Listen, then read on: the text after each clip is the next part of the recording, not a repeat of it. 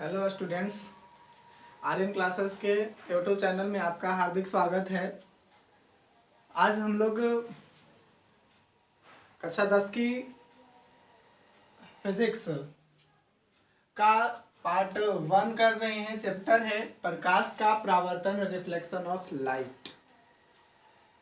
तो अगर आप हमारे चैनल पर नए हैं तो इस वीडियो को देखने के बाद अगर हमारी बातें समझ में आती है, अभी नहीं हमारी बातें समझ में आती है तो वीडियो को पूरा देखें। पूरा देखने के बाद अगर समझ में आती है तो हमारी चैनल को सब्सक्राइब एंड शेयर कर दें, ताकि आपको जैसे ही हमारा वीडियो अपलोड हो तो आपको जल्दी से नोटिफिकेशन मिल जाए और आपको लाभ मिले। तो चलते हैं, पढ़ते हैं हम लोग प्रकाश का परावर्तन। 10वां का सबसे पहला चैप्टर फिजिक्स का प्रकाश का परावर्तन। प्रकाश का परावर्तन जानने से पहले कुछ बातों को जानेंगे हम लोग कि बातें क्या क्या है, कुछ कुछ पॉइंट है, इस पॉइंट के बारे में हम लोग जानेंगे। तो सबसे पहले बात करते हैं प्रकाश की। तो प्रकाश की बात करते हैं, प्रकाश को हम लोग लाइट बोलते हैं। आप सभी जानते हैं प्रकाश को लाइट बोला जाता है। तो प्रकाश कहता है कि जब प्रकाश एक माध्यम है, क्या है? प्रकाश एक माध्यम है जिसकी सहायता से हम लोग कोई भी वस्तु को देख पाते हैं। जैसे आपको अंधेरी रात में जब लाइन कट जाती है, बल्ब बुझ जाती है, तो आप उस कमरे के जो भी वस्तुएं हैं वो चीजें हम लोग नहीं देख पाते हैं। इसका मतलब है कि जब प्रकाश आती है तब हम उस वस्तु को क्या करते हैं? देखते हैं। तो प्रकाश क्या है? एक वस्तु को देखने का माध्यम है, यानी प्रकाश वैसा माध्यम है जिसकी सहायता से हम लोग क्या करते हैं? वस्तु को देखते हैं। या दूसरे तरह का एक परिभाषा होता है कि प्रकाश वह भौतिक कारक है जिसकी सहायता से हम लोग किसी वस्तु को देखते हैं या देखने की अनुभूति होती है। ये था प्रकाश। प्रकाश के लिए कई वैज्ञानिकों ने प्रकाश को कई रूपों में नाम दिया है।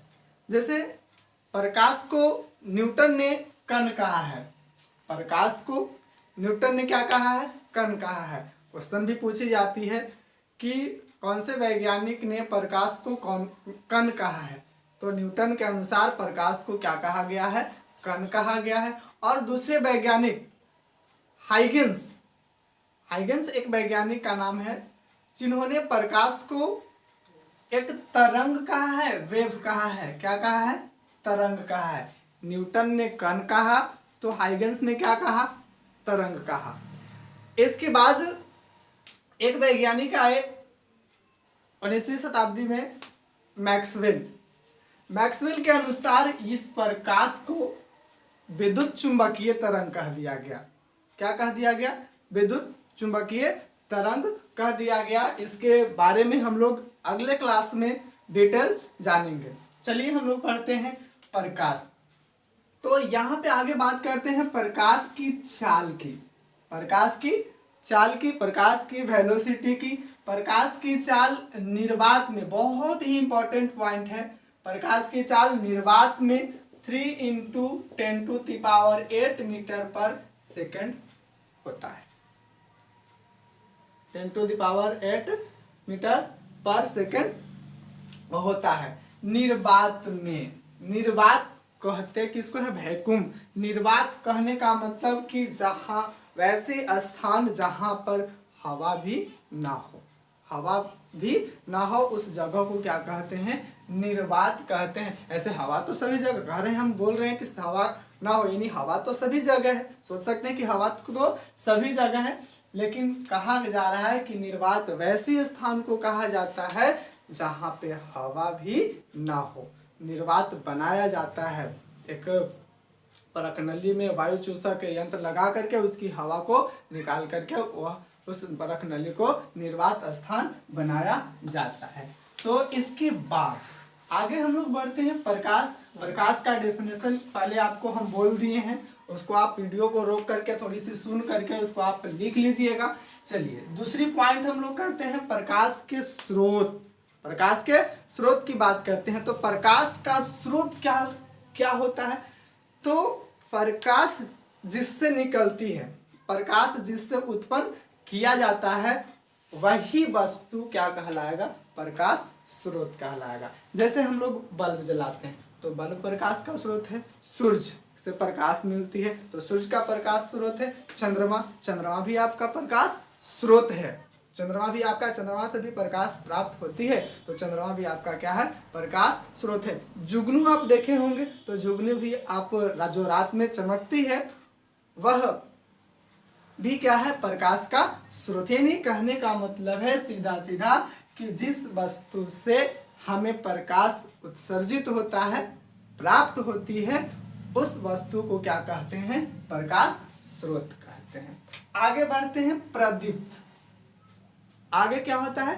प्रदीप्त वस्तुएं होती है। तो प्रदीप्त वस्तुएं और अप्रदीप्त वस्तुएं, प्रदीप्त वस्तुएं और अप्रदीप्त वस्तुएं। तो प्रदीप्त वस्तुएं जो होती है जिसके पास स्वयं प्रकाश होता है, जिसके पास क्या होता है? स्वयं प्रकाश होता है। जैसे सूर्य, सूर्य सूर्य के पास स्वयं प्रकाश होता है ना?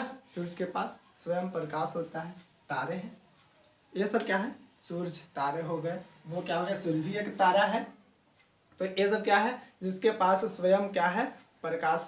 प्रकाश होता है, प्रकाश निकलता है, स्वयं रूप से हर समय प्राकृतिक रूप से उसको प्राप्त है प्रकाश, उसी को क्या कहते हैं? उस वस्तु को क्या कहते हैं? प्रदीप्त वस्तुएं कहते हैं। जैसे सूर्य हो गया। आगे बढ़ते हैं, अप्रदीप्त। अप्रदीप्त जिसके पास स्वयं प्रकाश उत्पन्न नहीं होता है, वह दूसरे के प्रकाश से प्रकाशित होकर के वह क्या करता है? प्रकाश देता है। जैसे चमकता है, जैसे चंद्रमा, चंद्रमा, चंद्रमा के पास तो सोच रहे होंगे कि प्रकाश होता है, वो चांदनी रात में चमकती है, रात में, अंधेरी रात में जब चमकती है तो लाइट देती है, चमकता है, प्रकाश देता है। तो जो चंद्रमा है उसके पास खुद प्रकाश नहीं होता है, वह सूर्य के प्रकाश से प्रकाशित होकर के रात में हमें लोग को क्या करता है? प्रकाशित करता है। तो चंद्रमा क्या है? अप्रदीप्त है। क्या है? अप्रदीप्त है। प्रदीप्त जिसके पास स्वयं प्रकाश होगा उस प्रदीप्त वस्तुएं कहलाएगी, और अप्रदीप्त वस्तुएं कहलाएगी जिसके पास स्वयं प्रकाश नहीं होगा, जो दूसरे के प्रकाश से प्रकाशित होगा, वो क्या कहलाएगा? अप्रदीप्त वस्तुएं कहलाएगी। तो चंद्रमा को आप प्रदीप्त वस्तुएं नहीं कहिएगा, चंद्रमा अप्रदीप्त है। चंद्रमा क्या है? अप्रदीप्त है, इसको ध्यान रखना है। परिकिरणन, अगला जो पॉइंट है वह परिकिरणन की बात करते हैं। तो परिकिरणन कहता है कि जब, ध्यान से सुनिएगा इस बात को, बहुत ही इंपॉर्टेंट पॉइंट है। परिकिरणन जो होती है कहता है कि हमारी वायुमंडल में छोटे छोटे कण हैं, हमारी वायुमंडल में क्या है? छोटे छोटे कण हैं, और उस छोटे छोटे कण पर जब सूर्य का प्रकाश पड़ती है तो वह छोटा छोटा कण उस सूर्य के प्रकाश को क्या कर लेता है? अवशोषित कर लेता है, और फिर उसको अवशोषित करने के बाद वो अपने चारों ओर क्या कर लेता है? फैला देता है। तो फैलाने की जो क्रिया है, प्रकाश के जो फैलाने की जो क्रिया है, वही प्रकाश का क्या कहलाता है? परिकिरणन कहलाता है। बातें समझ में आई होगी कि जब सूर्य का प्रकाश वायुमंडल के छोटे छोटे कणों पर पड़ती है तो वह छोटा छोटा कण क्या करता है? प्रकाश को, कुछ प्रकाश को अवशोषित कर लेता है और कुछ प्रकाश को क्या करता है? अपने चारों ओर फैला देती है। तो फैलाने की जो क्रिया होती है वही क्या कहलाता है? प्रकाश का परिकिरणन कहलाता है। तो आगे हम बढ़ते हैं। इतनी तक बातें समझ में आई होगी।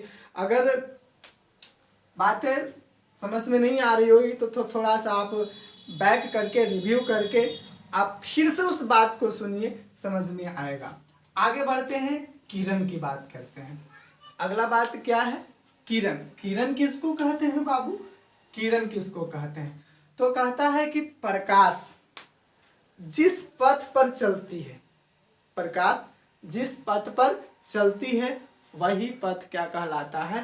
किरण कहलाता है। तो प्रकाश जो होती है ना वो सीधे पथ पर चलता है, प्रकाश सीधी रेखा में गमन करती है, तो जो सीधी रेखा होगी वही क्या कहलाएगा, किरण कहलाएगा। जैसे प्रकाश यहाँ से चला और ऐसे चल दिया, तो ऐसे चल रहा है, तो ये आपका क्या है, किरण है।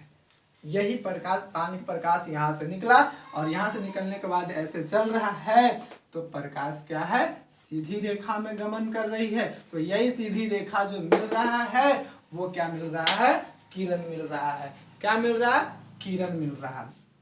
आगे बढ़ते हैं, किरण पुंज की बात करते हैं। किसकी बात करते हैं, किरण पुंज की बात करते हैं। तो किरण पुंज जो होता है, जैसा इसका नाम है किरण पुंज, क्या है, किरण पुंज। कई किरण, अनेक किरण आपस में जब एक साथ चलती है, किरणों का समूह जिसको कह सकते हैं, यानी किरणों का जब समूह जब एक साथ चलेगा तो उस समूह को हम लोग क्या कहेंगे, किरण पुंज कहेंगे। क्या कहेंगे, किरण पुंज कहेंगे। किसको, जब कई किरण एक साथ चलेगा, सीधी रेखा में चलती है तो एक साथ जब चलेगी तो वो क्या कहलाएगा, किरण पुंज कहलाएगा। यानी सीधा सीधा सा आप लिख लीजिएगा कॉपी में कि किरणों का समूह जो होता है वो क्या कहलाता है, किरण पुंज कहलाती है। किरण पुंज और बातें करते हैं। किरण पुंज जो होती है वो 3 प्रकार की होती है। बातें यहाँ पे समझिएगा कि किरण पुंज जो होती है वो किरण पुंज 3 प्रकार की होती है। पहला अभिसारी, अभिसारी किरण पुंज, दूसरा अपसारी किरण पुंज, और तीसरा होता है समांतर किरण पुंज। क्या होता है, अभिसारी किरण पुंज, दूसरा अपसारी किरण पुंज, और तीसरा क्या होता है, समांतर किरण पुंज होता है। अभिसारी किरण पुंज किसको कहेंगे, जब प्रकाश स्रोत से कोई किरण क्या होगी, अभिसरित। अभिसरित कहने का मतलब कि वो एक बिंदु पर क्या होगा, आके मिलेगा। क्या करेगा, ये आकर के मिलेगा। एक बिंदु, प्रकाश उधर से आ रही है और एक बिंदु पर क्या हो जाएगा, मिल जाएगा, है ना। कई किरणों का समूह क्या कर रहा है, आ रहा है और आ करके क्या कर रहा है, एक बिंदु पर मिलेगा। तो ऐसी अगर किरण पुंज हमें दिखाई देती है तो वो क्या कहलाएगा, अभिसारी किरण पुंज कहलाएगा। अभिसारी किरण पुंज का उदाहरण आपको हम बता दें। आपको देखे होंगे, आपका जो स्टमॉन बॉक्स होता है उसमें बैडमिंटन के आकार का एक लेंस टाइप का होता है ना।